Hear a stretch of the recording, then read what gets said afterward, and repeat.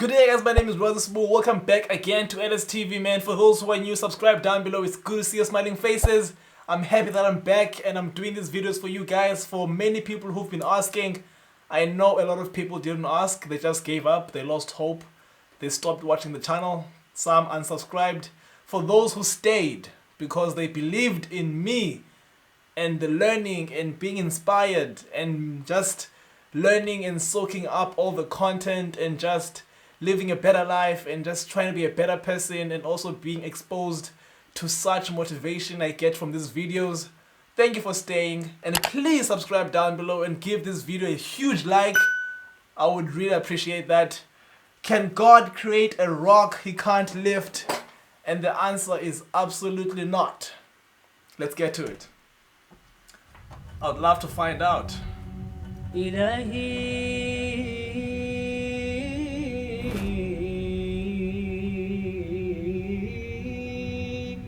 I would love to find out.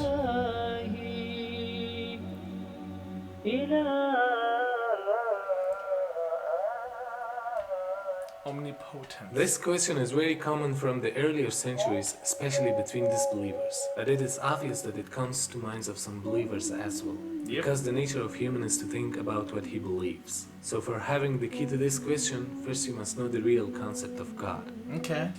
Because there are some man-made gods which are made out of rock or wood, or there are some people who take sun, moon or human beings as their gods. But according to the definition of God, a rock, stick, human or anything in the entire universe cannot be God. Why? Because the word God is referred to the one who is worthy to be worshipped. And these things are all limited. They can be harmed by anything. Therefore they are not worthy to be worshipped. That's why in Islam we say there's no God except Allah. In fact, in Islam, the definition of Allah says what Allah is and also says what Allah is not. Besides knowing what God is, it is also important to know what God is not. So that if someone falsely claims that so-and-so is God, you can easily come to know this is a false claim. As far as the reply to what is the definition of Allah, the best reply that any Muslim can give you is from the Quran, from Surah Ikhlas, chapter number 112, verse number 1 to 4, which says, Kul huwallahu ahad. Say He's Allah one and only. Allahu samad. Allah the absolute and eternal. Lam yalid wa lam yulad. He begets not, nor is he begotten. Wa lam yakul lahu kufuwan ahad. There is nothing like him.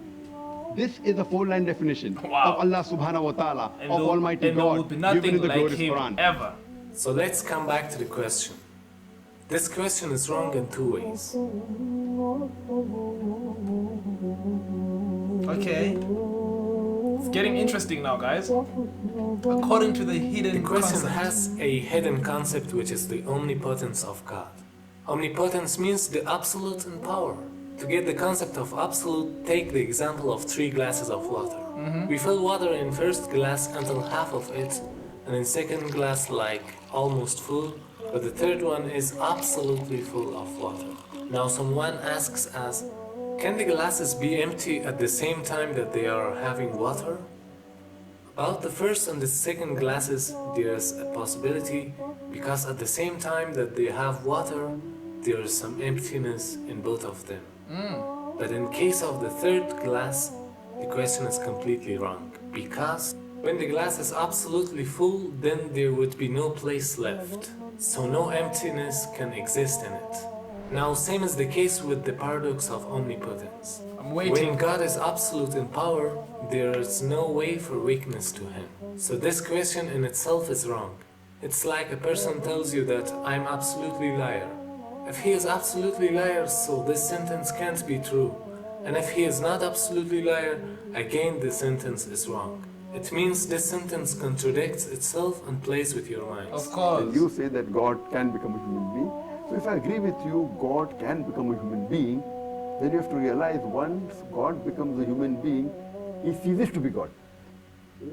You say God can become a human, I have no problem, but he ceases to be God. You cannot say there's a God-man. If you say there's a God-man, God who has become man and has the power of God, it doesn't make sense. Why? Because by definition, God is immortal. Human being is mortal. You can either have an immortal person or a mortal person. You can have a person who's immortal and mortal at the same time, it is meaningless. How do you justify that? At the same time, you're saying God could do anything. Well, Muslims don't say that. We say, La hawla wa la quwwata illa billah. There is no might, there's no power except the might and the power of Allah. And we say, Allahu ala kulli shayin qadir. This means that Allah is capable of doing whatever He wills to do. There's a but. Look at this. But Allah never wills to do something that will make Him not be who He is. In other words, He would never will to die because He's what? He's al-hayy, which means the eternally alive. But some people ask that, can God create another God? If you check the exact definition of God, God is an uncreated being. And it actually sounds like, can God create an uncreated being? Which is meaningless. Yes. Omnipotence does not extend to doing things that are inconsistent with their definition, like making a square circle or creating an uncreated being. According to the problem inside the question, Those who ask this question, they imagine they are God like themselves. That's why they easily switch to this question or any other question like this. To understand what I mean, you should take the example of a man lifting a rock.